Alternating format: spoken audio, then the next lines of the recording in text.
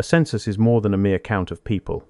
It is an assertion of existence. To be recorded in the official ledgers of a nation is to be recognized by history to have a name, a location, and a place in the collective narrative. In the early summer of 1912, the United States was engaged in one of the most ambitious data collection efforts in its young history. A special mid-cycle industrial and agricultural survey intended to verify the explosive growth of the previous decade.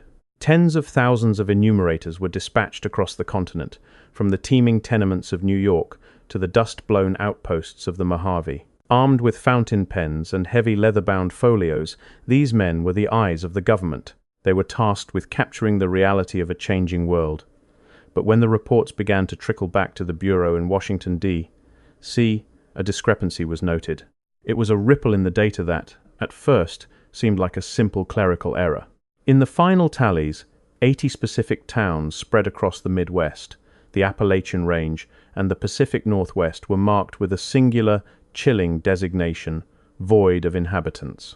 On the surface, this might suggest the familiar story of the American ghost town mining camps that ran dry or farming communities swallowed by the soil. But as historians began to cross-reference these ledgers with local records decades later, the narrative began to fracture.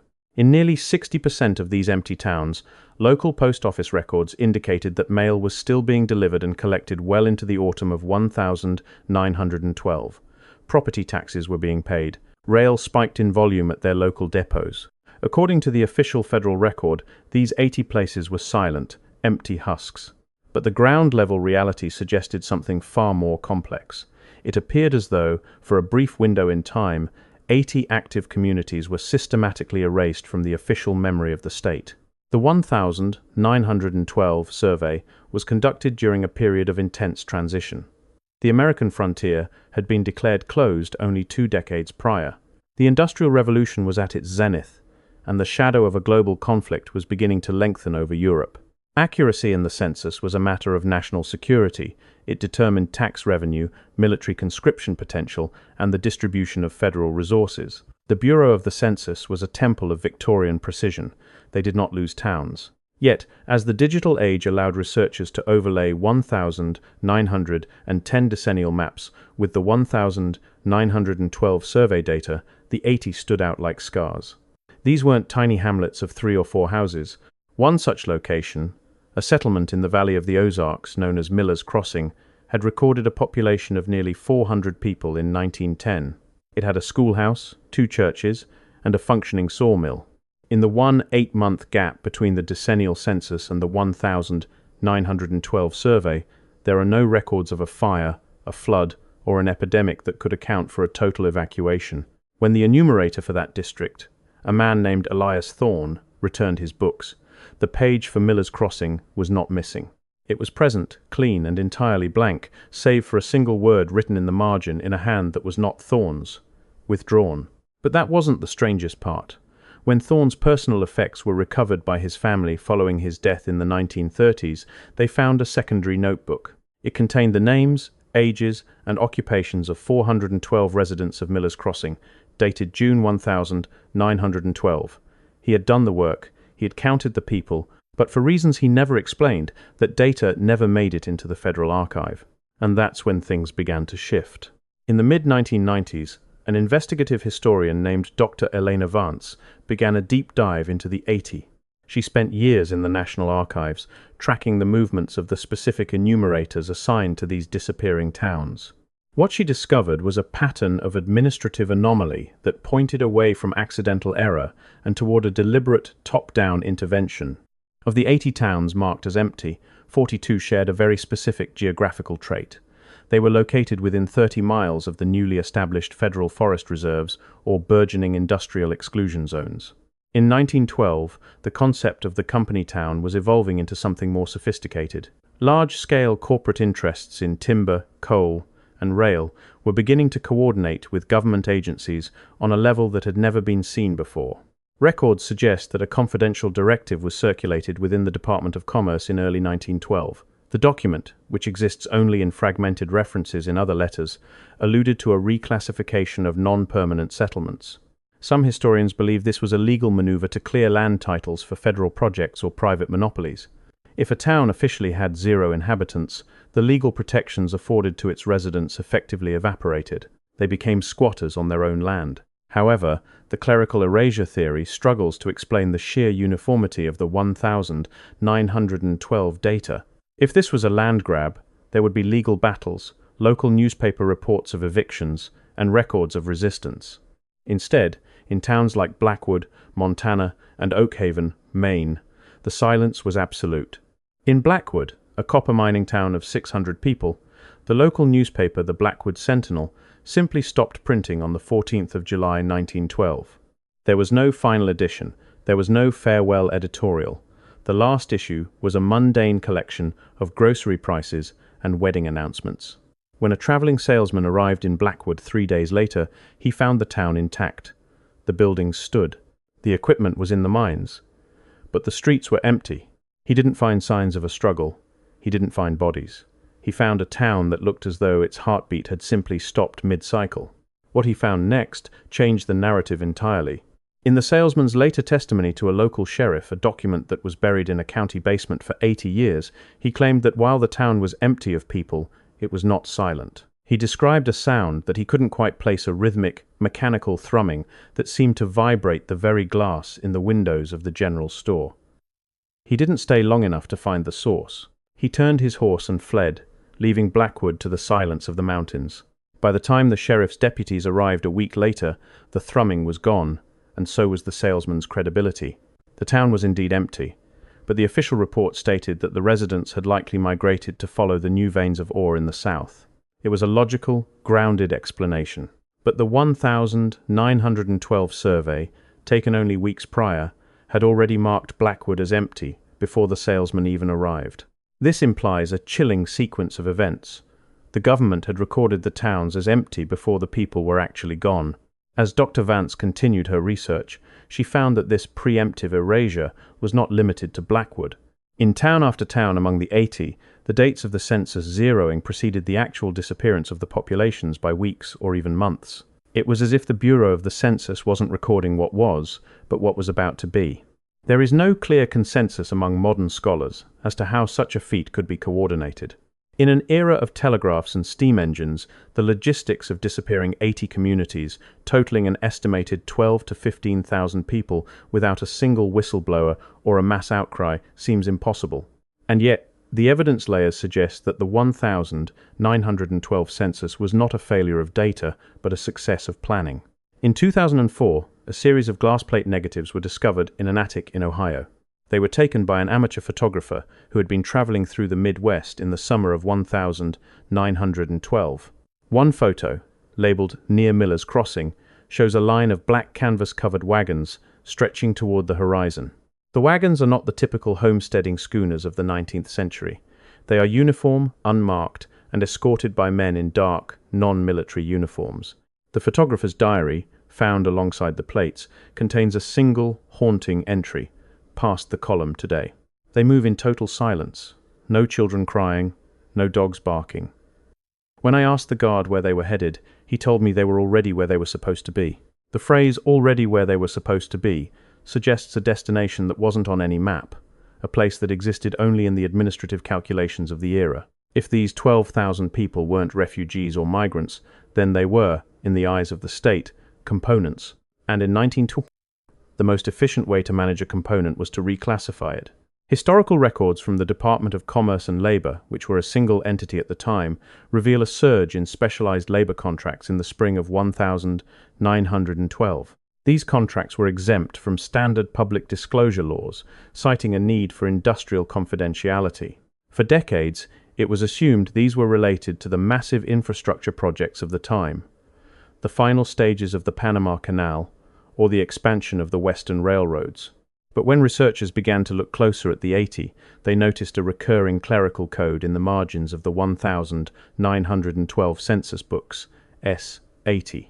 Initially, some historians believed this was a simple shorthand for survey, 80, a reference to the 80 towns in question. But in 2012, a Freedom of Information Act request into the early 20th century personnel files of the Census Bureau yielded a single, redacted memo from July 1912. It referred to S80 as a strategic social experiment. The memo suggested that these 80 towns were not being erased because they were empty. They were being erased because they were being transformed into a prototype for the perfectly controlled industrial environment. This leads to a chilling possibility. The residents of Miller's Crossing, Blackwood, and the other 78 towns didn't leave. They were absorbed. To understand how this might have been achieved, we have to look at the testimony of those who lived on the periphery of these zones. In the archives of the Maine Historical Society, there exists a collection of letters from a schoolteacher named Clara Halloway. Clara lived in a small neighboring village just 6 miles from Oakhaven, one of the towns marked as void in the 1912 census. In August 1912, Clara wrote to her sister in Boston, describing a strange change in the atmosphere of Oakhaven. She noted that the usual traffic of farmers and tradespeople had slowed to a crawl. But that wasn't the strangest part. Clara wrote, "The men from the Bureau arrived on a Tuesday. They did not come with the usual questions of a census man. They did not ask how many children were in the house, or how many bushels of wheat were in the barn. They asked about the hands. They wanted to know if the men were steady, if they could follow an order without the need for a why. And then the fences went up." Clara's letters describe a process of containment. She mentions that the roads leading into Oakhaven were blocked by temporary industrial markers and that anyone wishing to enter or leave was required to show a citizen's pass issued by a private security firm. Within a month, her letters stopped mentioning Oakhaven entirely. When her sister wrote back asking for news of their cousins who lived there, Clara's response was clipped and fearful. "There is no Oakhaven anymore. The name has been struck. Do not ask me again." What Clara was describing sounds less like a town and more like a labor camp. But there is no record of a prison or a forced labor facility at that location. Instead, map records from 1915 show the site of Oakhaven as a managed timber tract owned by a consortium with ties to the federal government. This suggests a turning point in the American relationship between the citizen and the state. If the 80 were indeed part of a strategic social experiment, it was one that prioritized industrial output over individual identity. By marking a town as empty in the census, the government effectively stripped its residents of their legal existence. They were no longer voters, homeowners, or citizens. They were human capital, managed by a private-public partnership that operated outside the view of the Constitution. But the theory of a mass labor experiment has one significant flaw. It doesn't explain the physical state of the towns. In 1914, a surveyor for a railroad company visited the site of Miller's Crossing. He had expected to find a bustling sawmill town. Instead, he found the buildings exactly as they had been in 1910, untouched, weathered, but fundamentally intact. However, when he entered the town's general store, he found something that defied logic. The shelves were fully stocked with goods. The ledger on the counter was open to a page dated the 12th of July, 1912. The final entry was a purchase of 3 pounds of sugar. The coins for the sugar were still sitting on the counter. The town hadn't been dismantled. It hadn't been turned into a factory. It had been abandoned in a moment of absolute, terrifying haste. It was as if the 412 residents of Miller's Crossing had been there 1 minute and vanished the next, leaving their lives suspended in amber. This discovery changed the narrative entirely. If the government was using these towns for a strategic social experiment, it wasn't one that involved the people staying in their homes. Evidence layers found in the late 2010s point to a different, perhaps darker, reality. A series of declassified shipping manifests from the Port of New York in late 1912 show a massive surge in the transport of Industrial Unit 80 crates to an unspecified location in the South Atlantic. The weight of these shipments was calculated not in tons, but in occupancy units. Some historians now believe that the residents of the 80 weren't moved to factories or camps within the United States. They were exported. In 1912, the world was still largely unmapped in the sense of remote islands and deep interiors. There were rumors of model cities being built in the tropics, utopian communities designed to test new theories of social organization and industrial efficiency. If you were an architect of such a project, you would need a ready-made population. You would need families, laborers, teachers, and doctors who were already accustomed to a quiet, rural life. You would need people who wouldn't be missed. By erasing 80 towns from the census, you effectively created 12,000 non-persons. You could move them across borders, put them on ships, and settle them in a location where the laws of the United States did not apply. And because they officially didn't exist, no one would ever come looking for them. But as this theory gained traction among investigative historians, a new piece of evidence emerged that threw the entire relocation narrative into question. In 2019, a ground-penetrating radar study was conducted near the site of Blackwood, Montana.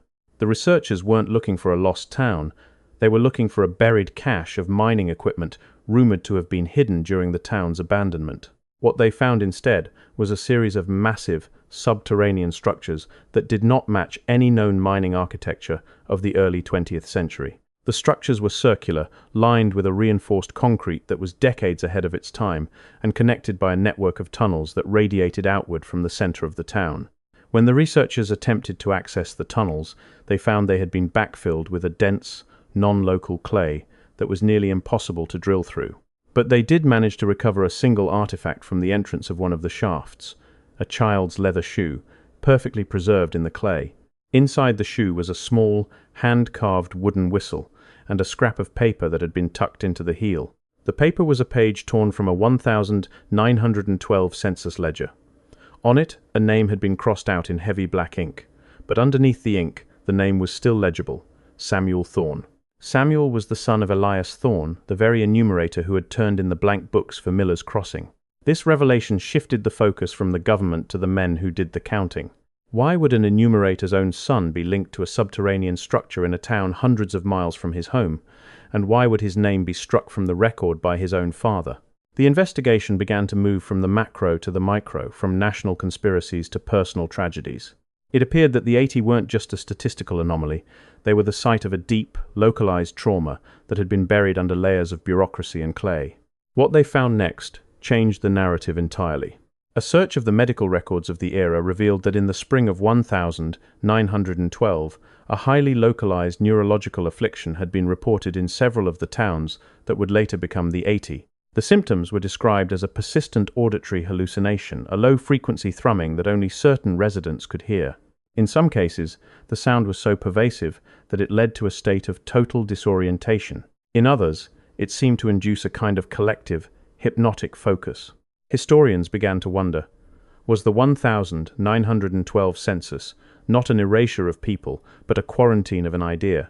The hypothesis that the 1912 census was a quarantine of an idea rather than a physical relocation gained weight when researchers discovered the resonance maps of 1913. These were not official government documents, but private charts commissioned by a syndicate of telecommunications pioneers. The maps showed 80 specific nodes across the continental United States, where the Earth's natural electromagnetic field was unusually stable. These nodes corresponded, with nearly 90% accuracy, to the 80 towns. If the thrumming reported in towns like Blackwood and Miller's Crossing was a byproduct of early high-frequency resonance testing, the 1912 census serves as a definitive cutoff.